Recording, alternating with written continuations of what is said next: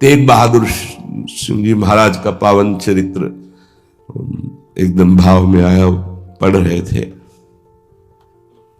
कश्मीर के पंडितों को जब औरंगजेब ने हुक्म किया कि सब इस्लाम धर्म को स्वीकार करो, नहीं तो कत्लेआम कर देंगे, और किया उसने बहुत कत्लेआम, समय दिया उसने। भागे वो लोग। उस समय महामहिम गुरु गादी पर तेग बहादुर सिंह विराजमान थे, उनकी चरण शरण में आए और कहा आप ही हमारे रक्षक हो, आप ही हमारी रक्षा कर सकते हो। उन्होंने कहा जाओ और बादशाह से कह दो,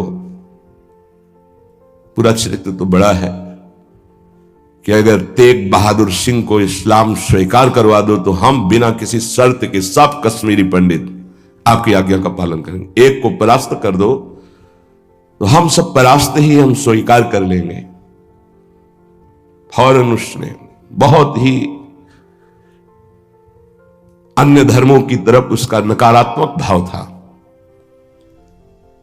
उसने आदेश किया बंदी बना के तुरंत तेग बहादुर सिंह को दिल्ली में उपस्थित किया जाए। सैनिक गए। बल विक्रम गुरु गादी में प्रथम से चला रहा है, उनके पार्षद और उनकी सेना तेग बहादुर सिंह की स्पर्श नहीं करोगे। गुरु तेग बहादुर सिंह के सामने शर्त रखी कि बादशाह के सामने तुम चलते हो या तुम्हें बंदी बना के ले चले। उन्होंने कहा तुम चलो, हम सत्य पर चलने वाले हैं, हम स्वयं चल के आ जाएंगे, तुम्हें बंदी बनाने की जरूरत नहीं। बहुत ही नाम कीर्तन होते हुए, भगवत भक्ति का प्रचार करते हुए, खूब झूमते हुए पहुंचे। बादशाह ने तत्काल उनको काबू में किया। देखा कि अब वो तो अपने वैभव के साथ बंदी बना लिया और कहा हमारे धर्म को स्वीकार करो। तो उनका दुनिया में यदि एक ही धर्म चलाना होता तो भगवान ने अन्य धर्मों की स्थापना क्यों की? इसका मतलब है अपनी अपनी जगह अपने धर्म का पालन करना परम कर्तव्य है। तो तुम अपने धर्म में मुझे कैसे बदल सकते हो? तुम्हारी सामर्थ्य नहीं है। बड़ी कष्टप्रद परिस्थिति प्रकट की उसने, बहुत ही क्रूर कर्मी। एक नहीं, बहुत महापुरुषों को बहुत प्रकार से दंड दिया है इसने। एक लोहे के पिंजड़े में गुरु तेग बहादुर सिंह को बंद कर दिया। सैनिकों को, उसके पास अपार सैन्य बल था, तत्काल बंदी बना लिया गया। बहुत दिन तक उनको प्रताड़ित किया गया लोहे के पिंजड़े में, बहुत तरह से। हर बार वो उनसे जब पूछते, अगर आप स्वीकार करें तो जो पद कहे मैं अपने राज्य का बादशाह था मैं दे सकता हूं, अगर नहीं स्वीकार करते तो परिणाम तुम्हें भयंकर भोगना होगा। तो उन्होंने हंसते हुए कहा कि प्रभु ने जिस धर्म में मुझे स्थापित किया है, तेरी सामर्थ्य क्या है? कड़वे ही शब्दों से, तेरी सामर्थ्य क्या है कि मुझे परास्त कर सके? और उस समय उन्होंने पद गाया, भाई मैं धनु पाइयो हरि नाम, मन मेरो धावन ते छूटियो, करी बैठो विश्राम, भाई मैं धनु पाइयो हरि नाम, माया ममता तन ते भागी, उपज्यो निर्मल ज्ञान, लोभ मोह यही परसि न साके, गही भगति भगवान, भाई मैं धन पाइयो हरि नाम। देखो, भीषण प्रताड़ना, कष्ट, मृत्यु भय उपस्थित, और वो गा रहे कि भाई मैंने हरिनाम रूपी परम धन पाया है, मन मेरो धावन ते छूटियो।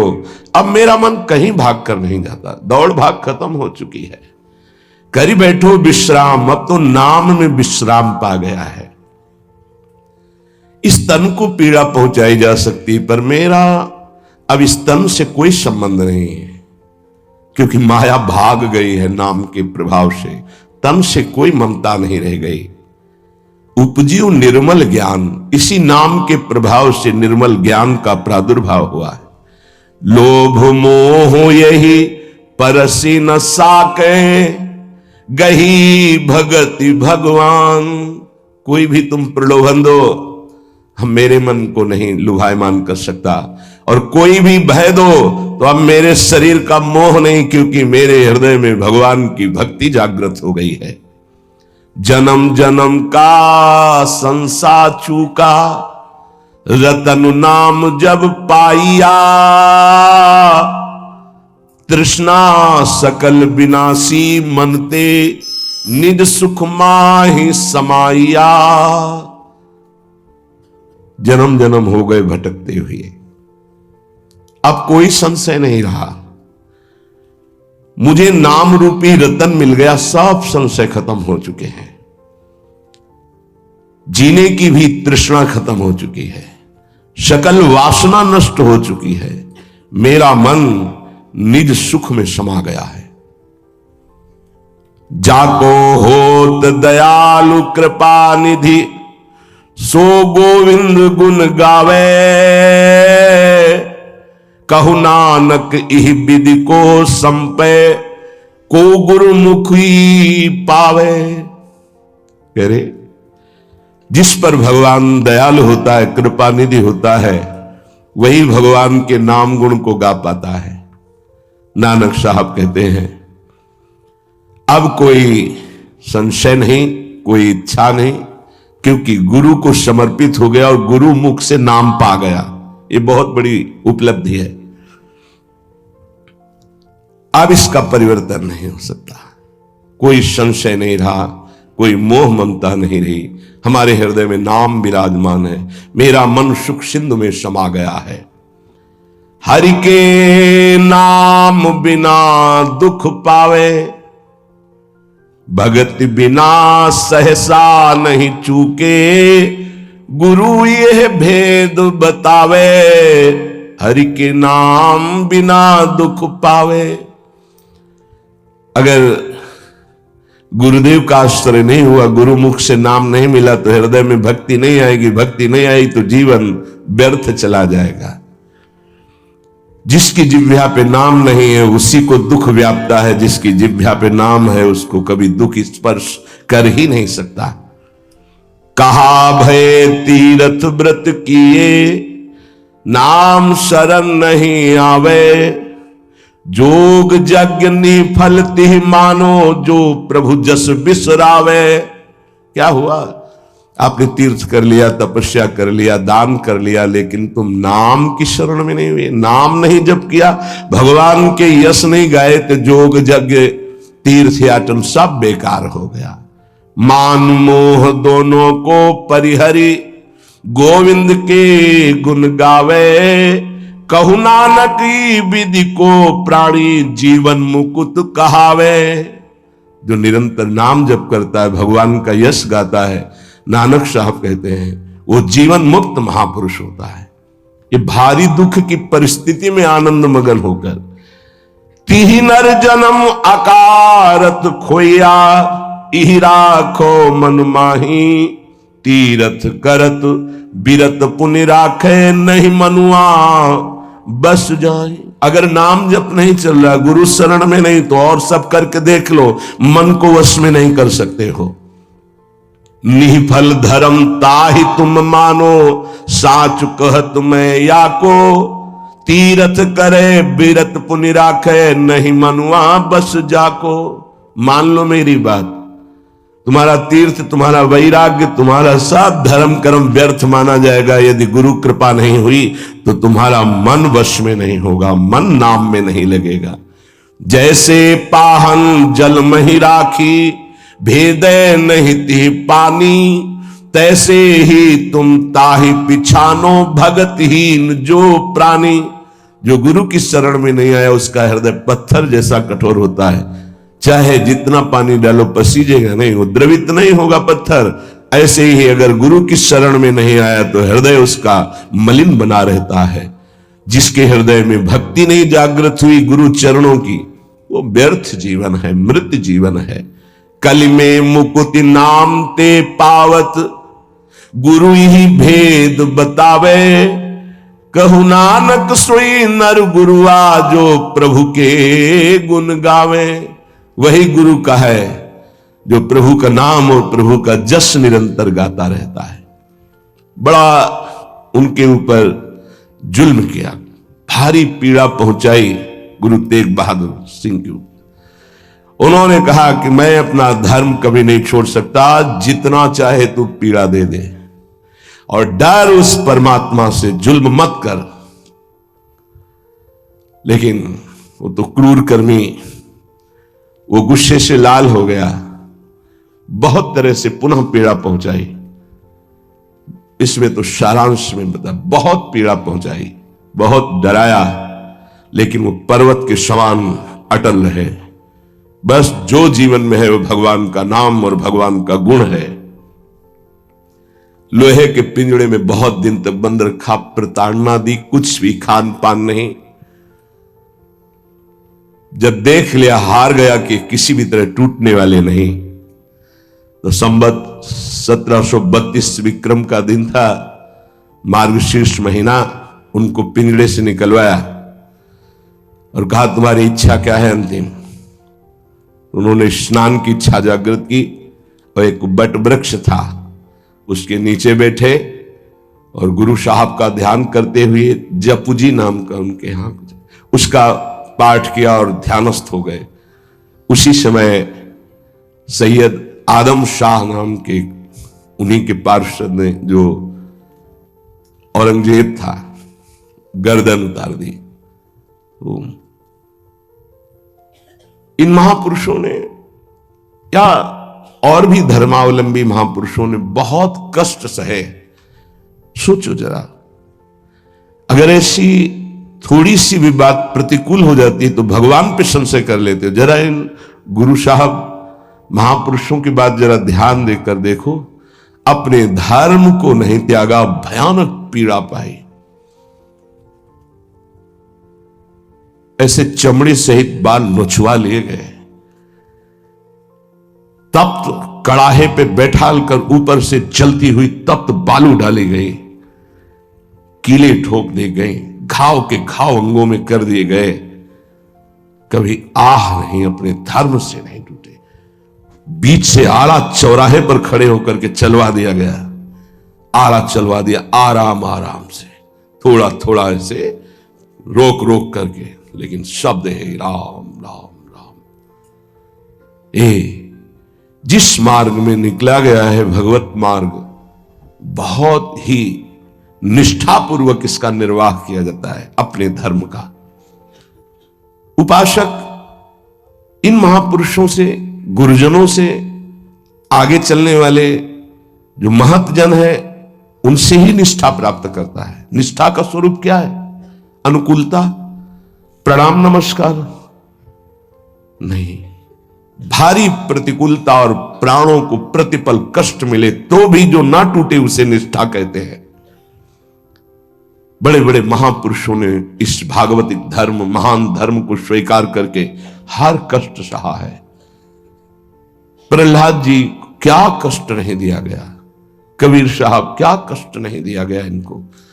गुरुजनों की जब इनकी प्रणाली पढ़ो तो होश उड़ जाते हैं कि एक एक महापुरुष को इतना कष्ट, और उनको कभी कष्ट महसूस नहीं हुआ। वो सदैव गरजते ही रहे। अब उनको जो दिखाई दिया वो दूसरों को नहीं दिखाई देगा। उनके मुख से यही निकला है, तेरा किया मीठा लागे। गजब, मतलब रोने के सिवा कोई भाव नहीं बन पाता, केवल रोना की। कितनी सामर्थ्य इन महापुरुषों में है कि ऐसी स्थिति में भी प्रभु से प्रश्न नहीं है, और सामर्थ्य इतनी कि भस्म कर सकते हैं।